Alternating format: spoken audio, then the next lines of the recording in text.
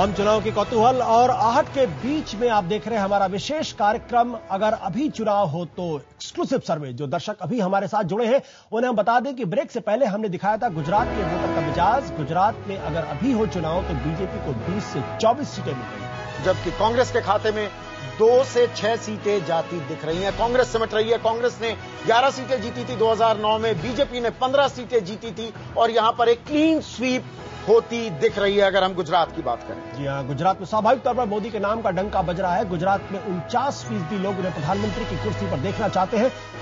और अब हम रुख करते हैं महाराष्ट्र का, जहां असल टक्कर तो कांग्रेस एनसीपी गठबंधन और बीजेपी शिवसेना गठबंधन के बीच है, लेकिन राज ठाकरे की दावेदारी को भी कम कर नहीं आंका जा सकता। जो लड़ाई को रोचक बना देती है, ये लड़ाई क्या रंग लेती है, इसको बारे में बताएंगे हमारे सहयोगी संदीप चौधरी। शुक्रिया आशुतोष। तो अब हम महाराष्ट्र की बात करेंगे।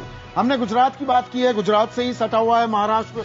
यहां भी क्या मोदी फैक्टर चलेगा, ये देखने वाली बात है, लेकिन मोदी फैक्टर से भी बड़ा वहां ठाकरे फैक्टर है। दो भाई क्या साथ आ जाएंगे या एक दूसरे का नुकसान करेंगे, ये देखने वाली बात होगी। और जो हमने यहां पर सर्वे किया है महाराष्ट्र में, इसमें खास बात यह है कि 27% जो वोटर है, जो मतदाता है, उसने अभी तक अपना मन नहीं बनाया है। फिर से दोहरा दूं, 27% लोगों ने अभी तक अपना मन नहीं बनाया है। लेकिन जिन्होंने मन बना लिया वो क्या कह रहे हैं, सबसे पहले वोटों का आंकड़ा, जो परसेंटेज वोट्स हैं, वो आपके सामने पेश कर रहा हूं। कांग्रेस एनसीपी गठबंधन, यह गठबंधन पिछले 13 साल से सत्ता पर काबिज है। 43% वोट इनके खाते में जाती दिख रही है। 4% का इजाफा होता दिख रहा है, जबकि बीजेपी शिवसेना गठबंधन के खाते में 36% वोट। यहां भी फायदा है लेकिन मामूली फायदा, 1% की बढ़ोतरी हो रही है। जबकि एमएनएस के खाते में 5% वोट जाते दिख रहे हैं, 1% का फायदा।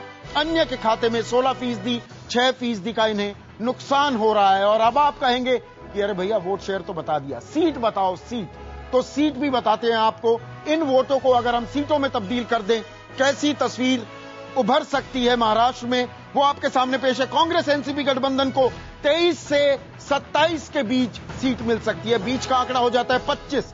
यह वही आंकड़ा है जो कांग्रेस एनसीपी गठबंधन को 2009 में मिला था। कांग्रेस के खाते में 17 सीटें, 8 एनसीपी के खाते में। जबकि बीजेपी शिवसेना की अगर हम बात करें तो उनको 18 से 22 सीटें मिलती दिख रही हैं। और पिछली बार भी बीच का जो यह आंकड़ा है, 20 का आंकड़ा होता है, 20 सीटें मिली थी इस गठबंधन को, 9 बीजेपी को, 11 शिवसेना को। तो जस का तस है मामला आशुतोष, एक लाइन में अगर महाराष्ट्र की बात करें। जी बिल्कुल, और अपने दर्शकों को बता दें कि हम चर्चा शुरू करते हैं महाराष्ट्र के बारे में। और हमारे साथ अब राकेश सिन्हा भी जुड़ गए हैं, जो काफी देर से ट्रैफिक में फंसे हुए थे। फिलहाल थोड़े से हैरान परेशान नजर आ रहे हैं, लेकिन अब चेहरे पर खुशी लौट आई जब से उनको मैंने गुजरात के बारे में जानकारी दी है, तो थोड़े प्रफुल्लित नजर आ रहे हैं। लेकिन महाराष्ट्र का किस्सा बताएंगे। और हमारे साथ इस वक्त शिवसेना के वरिष्ठ नेता भरत राउत हमारे साथ जुड़ गए हैं, साथ ही साथ कांग्रेस के संजय निरुपम भी है। संजय जी, ये जो पूरी कहानी है कि 7% वोटों का फर्क है कांग्रेस एनसीपी और बीजेपी शिवसेना के बीच में, लेकिन 27% अनडिसाइडेड है, तो क्या यह माना जाए कि दरअसल कांग्रेस एनसीपी इस वक्त आगे बढ़ रही है और उस पर किसी तरीके का संशय नहीं करना चाहिए, या आंकड़े पलट भी सकते हैं? आंकड़ों के आधार पर देखें तो निश्चित रूप से कांग्रेस एनसीपी अभी बढ़त बनाई हुई है बीजेपी शिवसेना के ऊपर। लेकिन ये जरूर है, हमें इस बात को ध्यान रखना चाहिए कि 27% ऐसे वोटर थे महाराष्ट्र में जिन्होंने इस बात के बारे में कोई जवाब नहीं दिया कि आप आने वाले चुनाव में किसे वोट देंगे। तो थोड़ा सा हमें इसे थोड़ा संयम से इन आंकड़ों को देखने की जरूरत है। लेकिन फिर भी बहुत स्पष्ट रूप से कांग्रेस एनसीपी इस समय बीजेपी शिवसेना पे बढ़त बनाई हुई है, और वो भी 7% से। 7%? क्या ये डिसाइसिव कह सकते हैं इसको? 7% बढ़त तो है, लेकिन थोड़ा सा कांग्रेस और एनसीपी के लिए थोड़ा दिक्कत की ये बात है कि उनके वोट जो हैं वो 3 इलाकों में ज्यादा कंसंट्रेटेड है। वो है पश्चिमी महाराष्ट्र का इलाका, कोंकण का इलाका और पूर्वी विदर्भ का इलाका। अगर ये वोट ज्यादा फैले हुए होते तो शायद वो कुछ सीटें और जीत सकते थे, जो हमारे अनुमान है अभी, हमारे अनुमान के हिसाब से। और शिवसेना बीजेपी भले ही वो 7% से पिछड़ रहे हैं, लेकिन आप देखेंगे सीटों में बहुत ज्यादा अंतर नहीं है, क्योंकि उनके वोट काफी बटे हुए हैं और हर इलाके में उन्हें वो सीट जीतने की स्थिति में है। जोगेंद्र, कांग्रेस की सरकार, कांग्रेस की अगुवाई वाली यूपीए सरकार पिछले 9 साल से केंद्र में है, वहां पर भी 13-14 साल हो गए हैं, तो ये डबल एंटी इनकम्बेंसी होना चाहिए था। उसके बावजूद कांग्रेस एनसीपी अपनी बढ़त बनाए हुए, और एनसीपी में को लेकर खासी नाराजगी अजित पवार जैसे असंवेदनशील बयान दे देते हैं, उसके बावजूद ये बढ़त कैसे? पहला तो जो आपने बात कही उसका आप मतलब भी देखिए। अगर गुजरात से कोई लहर निकलने वाली थी जो राष्ट्रव्यापी बनने वाली थी तो कम से कम वो पड़ोस तक तो नहीं पहुंची है ना। इस सब के बावजूद सरकार अच्छा काम नहीं कर रही है। लोग उसको लोकप्रिय, सरकार की संतुष्टि के बारे में जब इन्हीं लोगों से पूछा जाता है, लोग बहुत संतुष्ट नहीं है सरकार से। लेकिन ये रिपोर्ट कार्ड मैं पढ़ देता हूं, बहुत जरूरी है ये। महाराष्ट्र सरकार का रिपोर्ट कार्ड हमने जानने की कोशिश की। 66% लोग कहते हैं भ्रष्टाचार या तो बढ़ा है या उतना ही है। 2/3 लोग, 64% की राय में सड़कों की हालत या तो बिगड़ी है या पहले जैसी है, यह भी 2/3 आंकड़ा। 60% की राय पीने के पानी की हालत बिगड़ी है या पहले जैसी है, यह भी 60% लोगों की राय है।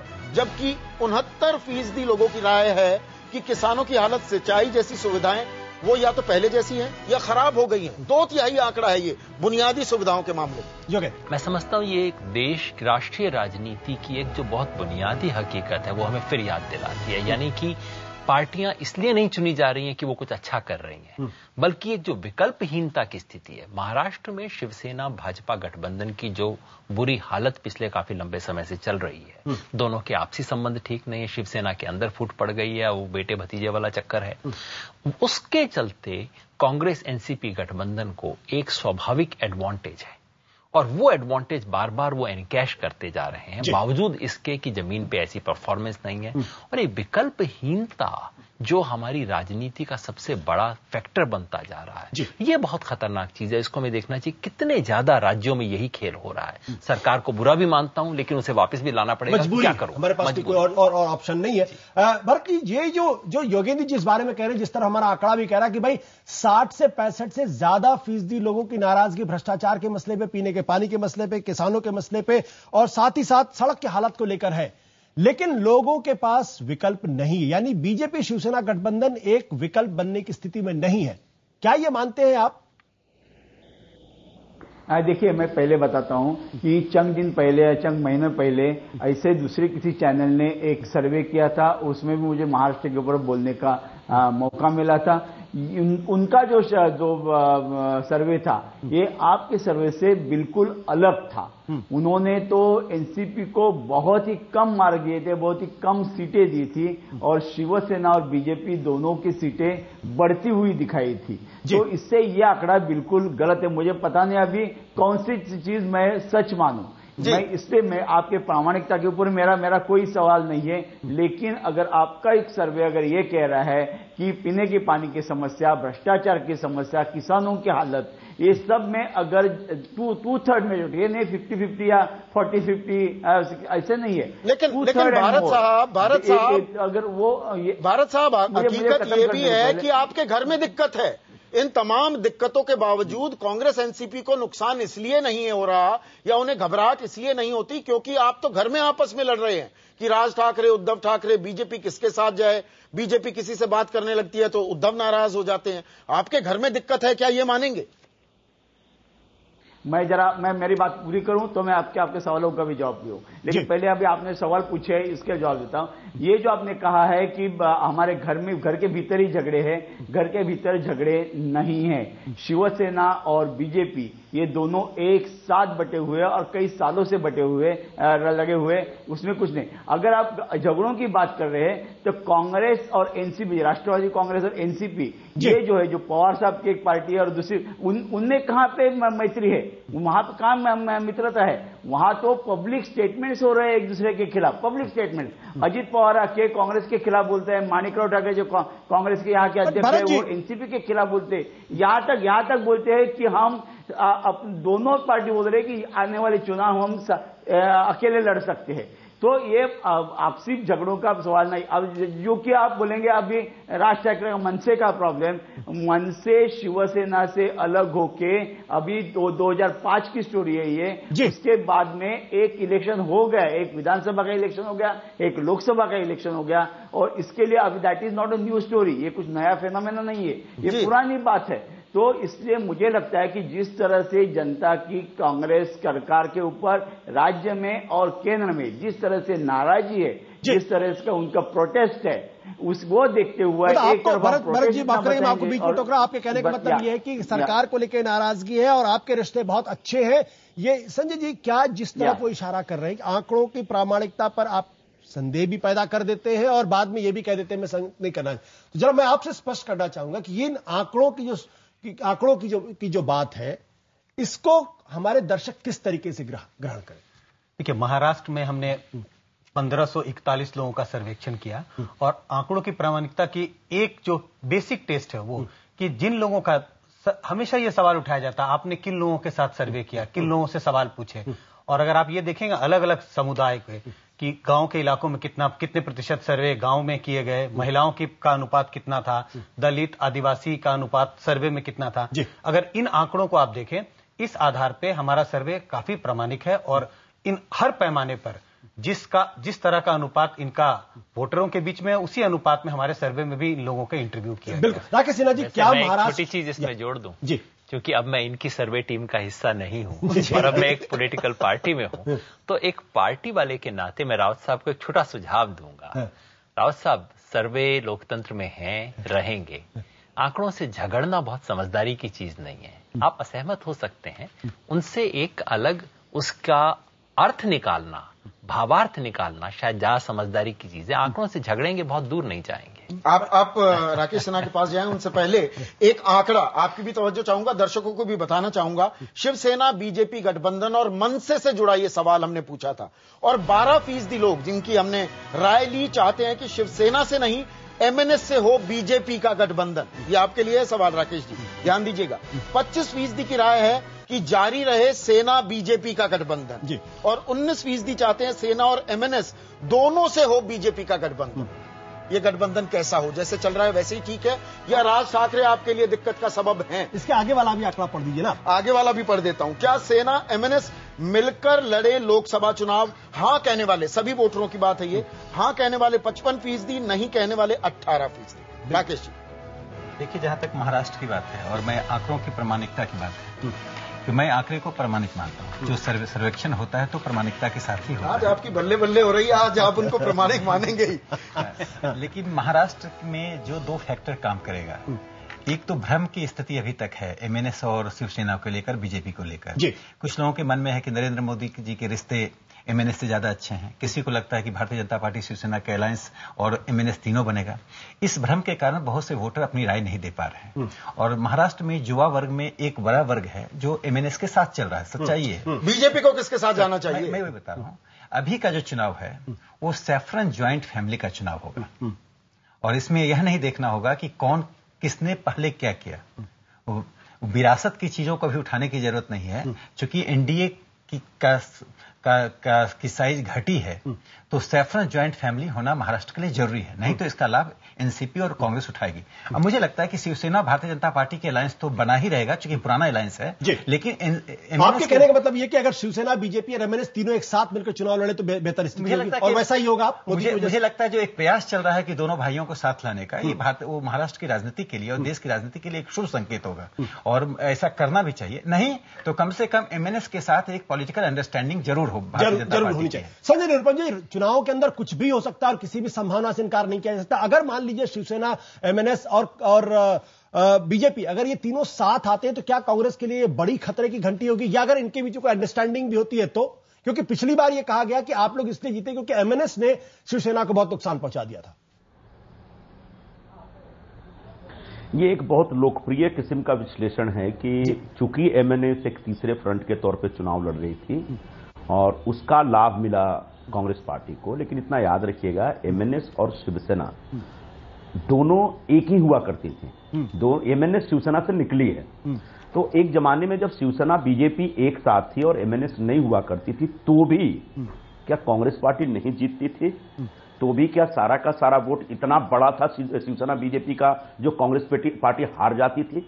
1999 से महाराष्ट्र में कांग्रेस की सरकार है एनसीपी के साथ और 2004 से दिल्ली में सरकार है जिसमें एनसीपी भी शामिल है। और वो ये जो एमएनएस की पैदाइश है ये 2005 के बाद हुई है। जी। तो एकदम से इलेक्शन में 2+2 4 नहीं होता। कोई साथ में मिल गया तो सारा वोट लेके आ जाएगा अलायंस में, और कोई अलग हट गया तो एकदम से वो सिर्फ शिवसेना बीजेपी का वोट खा के चला जा रहा है और कांग्रेस को बहुत बड़ा लाभ हो जा रहा है। मुझे लगता है इस प्रकार के एक बहुत ही सुपरफिशियल किस्म के विश्लेषण में हम लोग उलझे रहते हैं, उलझे रहना चाहिए, क्योंकि डेमोक्रेसी में मजे की बात तो यह है कि हर विषय के ऊपर हम चर्चा कर सकते हैं, उसमें आपको फायदा भी हो जाता है। आप कह रहे हैं 2+2, संजय भाई आप कह रहे हैं 2+2 4 नहीं होता, लेकिन आपने बढ़त बनाई हुई है। हमारा सर्वे कह रहा है कि कांग्रेस एनसीपी गठबंधन बढ़त बनाए हुए है अभी भी महाराष्ट्र में, लेकिन कहीं ऐसा तो नहीं कि ये बढ़त और बड़ी हो सकती थी? एनसीपी कहीं ना कहीं आपको पीछे खींच रही है, एनसीपी के खिलाफ भारी असंतोष है, क्या आप ये बात मानते हैं?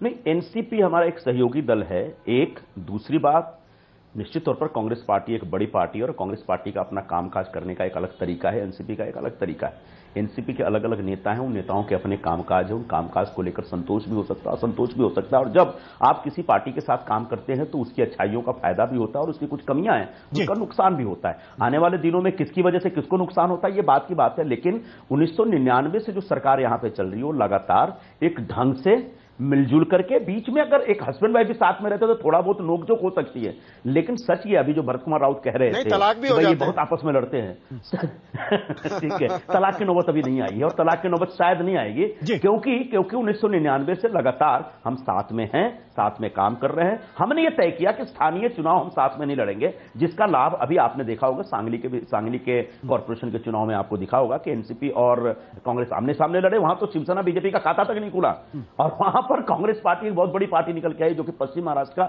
एक मुख्य केंद्र है। तो ऐसे में मेरा कहने का आशय यह है कि एनसीपी के साथ हम पहले थे, आगे भी रहेंगे जहां तक लोकसभा चुनाव विधानसभा चुनाव की बात है।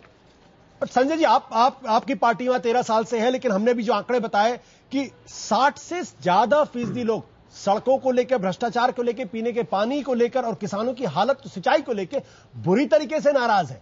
यानी आपकी सरकार का परफॉर्मेंस उतना बेहतर नहीं है, विकल्पहीनता की स्थिति ज्यादा बेहतर है और शायद शिवसेना बीजेपी के बीच में जो खटपट बढ़ी हुई है एमएनए से, उसका फायदा ज्यादा हो रहा है। आपकी सरकार परफॉर्मिंग गवर्नमेंट नहीं है। ये सवाल सिर्फ महाराष्ट्र का नहीं होना चाहिए और सिर्फ महाराष्ट्र की जनता का यह बयान नहीं होगा। पूरे देश में जो बुनियादी प्रश्न क्या है, रास्ता है, पानी है, गांव में जाएं, खेतों में जाएं तो सिंचाई की व्यवस्था है, बिजली है, ये सारे प्रश्न हैं। ये सिर्फ महाराष्ट्र सरकार से सवाल नहीं पूछा जाता। बार बार गुजरात की जो बात आती है कि 24 घंटे बिजली दिया, ऐसे लगभग 28% गांव हैं जहां आज तक बिजली पहुंचा ही नहीं है। ऐसे कैसे 40% गांव हैं जहां पर खेतों में पानी नहीं मिल रहा है लोगों को। तो कहने का वहां भी अगर आप सर्वे करेंगे तो इस तरह की बात निकल के आएगी, हमको पानी नहीं मिल रहा, हमको बिजली नहीं मिल रहा। तो ये एक हिंदुस्तान की समस्या है और इस समस्या का समाधान सबको मिलजुल करके करना पड़ेगा। हां, एक सरकार एक 5 साल 10 साल 12 साल 15 साल काम करके कामयाब हो जाए ऐसा नहीं है। इस बीच बहुत सारी कमियां भी हैं। पूरे जो इरिगेशन के मामले में जो हम लोगों ने फंडिंग किया, उस फंडिंग का सही उपयोग नहीं हुआ, ये कहीं ना कहीं निकल के आ रहा था। उसके ऊपर काम भी हुआ है, उसके ऊपर छानबीन भी हो रही है और जो जहां पर कोई दोष दिख रहा है उस दोष को दूर करने का भी प्रयत्न हो रहा है। चलिए हम यहां पर, भारत साहब आप बीच में कुछ बात कहना चाह रहे थे, लेकिन एक और हमने सवाल पूछा था अपने आपके वहां पर लोगों से। सवाल यह कि कौन है बाल ठाकरे का असली राजनीतिक विरासत? बाल ठाकरे की गैर मौजूदगी में यह पहला आप चुनाव लड़ने वाले हैं, तो सभी वोटरों से यह सवाल पूछा। उद्धव ठाकरे कहते हैं कि लोग वो राजनीतिक वारिस हैं 18%, 48% लोग कह रहे हैं कि राज ठाकरे असली वारिस हैं बाल ठाकरे के। क्या ये खामियाजा भुगतना पड़ सकता है शिवसेना को कि आपके जो समर्थक भी हैं वो राज ठाकरे में बाल ठाकरे की तस्वीर देखते हैं, उनकी परछाई देखते हैं, ना कि उद्धव ठाकरे में? आप मुझे पूछ रहे हो? जी आपसे पूछिए। जी क्या आपने हाँ, अच्छा, देखिए आपने अभी मुझे आंकड़े बताए, ये मैं भी चौकन्ना हो गया कि इस तरह से आंकड़े आपके पास आ रहे हैं। मैं एक इतना कहना चाहता हूं कि ये लोगों की राय का सवाल ही नहीं है। जब राज ठाकरे शिवसेना में थे तब भी उद्धव ठाकरे शिवसेना के कार्याध्यक्ष थे। क्या आपने तब उसमें एक इलेक्शन हुई थी, क्या तब ऐसा सवाल पूछा गया था कि क्या राज ठाकरे बाला साहेब ठाकरे के सही वारस है, ये नहीं पूछा गया। अभी बाला साहेब ठाकरे के गुजर जाने के बाद ऐसा सवाल पूछना मुझे लगता है ये ठीक नहीं है। शिवसेना की विरासत ये बाला साहेब ठाकरे के पास से, उद्धव ठाकरे के पास ही ना कि बिकॉज वो उनके पुत्र है, इसके लिए नहीं। जब बाला साहेब ठाकरे जिंदा थे सभी राज ठाकरे शिवसेना छोड़ के निकल गए थे। जो अपना भरत जी जो बात आप कह रहे हैं वो बातें बड़ी अच्छी बातें लगती सुनने में, लेकिन मेरा सवाल आपसे बहुत सिंपल सा ये है कि जब जनता से पूछा गया 48% लोग राज ठाकरे को बाला साहब ठाकरे का उत्तराधिकारी मानते हैं, सिर्फ 12% मानते हैं उद्धव ठाकरे को। इसका कॉग्निजेंस आप लेंगे या नहीं लेंगे, या आपको लगता है ये झूठ है, अप्रामाणिक है, इसका कोई मतलब नहीं और इस पर चर्चा नहीं होनी चाहिए? देखिए, मैं पहले बताया कि मुझे आंकड़ों के प्रामाणिकता से कोई लेना देना नहीं, मैं उसके ऊपर शक नहीं कर रहा। उससे जो अनुमान निकाला जा रहा है इसके ऊपर मुझे कुछ आपत्ति थी, लेकिन वो छोड़ दो, वो सवाल चला गया। अभी आपने 18 और 38 ऐसे को आपने आंकड़े बताए थे, उसका टोटल मिलाकर अगर बाकी जो बचे हुए लोग हैं, आपने बोला 27% are still undecided about voting, but उसके बाकी के लोग जो आपने जो अभी जो सवाल पूछा है बाला साहब ठाकरे के असली वारस कौन है, इसके बारे में बचे हुए लोगों की क्या राय है आपके पास? उसका बचे हुए लोग नहीं है, ये वोटर है। और ये बचे हुए लोग नहीं, माफ करिएगा भरत जी पूरी इज्जत के साथ, ये बचे हुए लोग नहीं है, ये महाराष्ट्र के वोटर है। वोटर से बात की गई है, शिवसेना, बीजेपी या आरएसएस या कांग्रेस के लोगों ने नहीं बात की, जो वोटर हैं, जो वोट देते हैं। आशुतोष जी, मुझे मेरा कम से कम सुनो आपने कहा 38% are for Raj Thackeray and 18% are for Uddhav ji Thackeray, am I right? 48। तो इनकी टोटल कितनी होती? 48%। 48 और 18 बराबर है या 28? 18। हाँ, अगर ये दोनों की टोटल कितनी होती है? ये 75% भी नहीं होती। तो उसके आगे जो बचे हुए लोग हैं 100% में से आप ये निकाले तो बाकी के लोग कौन हैं? चलिए, यहाँ पर भारत जी जो आप बात कह रहे हैं, एक छोटा सा हमें ब्रेक लेना होगा। ब्रेक में जाने से पहले जो आप सवाल उठा रहे हैं उसका जवाब भी मैं दे रहा हूं। जो पूरा आंकड़ा है, हमने सिर्फ 2 अहम आंकड़े दिखाए थे। आंकड़ा यह है, उद्धव ठाकरे 18% लोग कहते हैं वारिस हैं, राज ठाकरे 48% कहते हैं। दोनों को राजनीतिक वारिस मान रहे हैं 15%, दोनों नहीं है 2%, और कोई राय नहीं वाले 17%। तो ये पूरा 100 का आंकड़ा हो जाता है आज तो। जी बिल्कुल, और ये इन आंकड़ों के अलावा भी बहुत सारी चर्चा होगी। क्या बाला साहब ठाकरे की अनुपस्थिति भी एक बहुत बड़ा चुनावी फैक्टर होगी महाराष्ट्र में या नहीं, इस पर भी चर्चा करेंगे। और इस पर भी चर्चा करेंगे कि क्या कांग्रेस और एनसीपी का गठबंधन जारी भी रहना चाहिए या नहीं रहना चाहिए, क्योंकि कहीं ना कहीं राजनीति कभी कभी होता है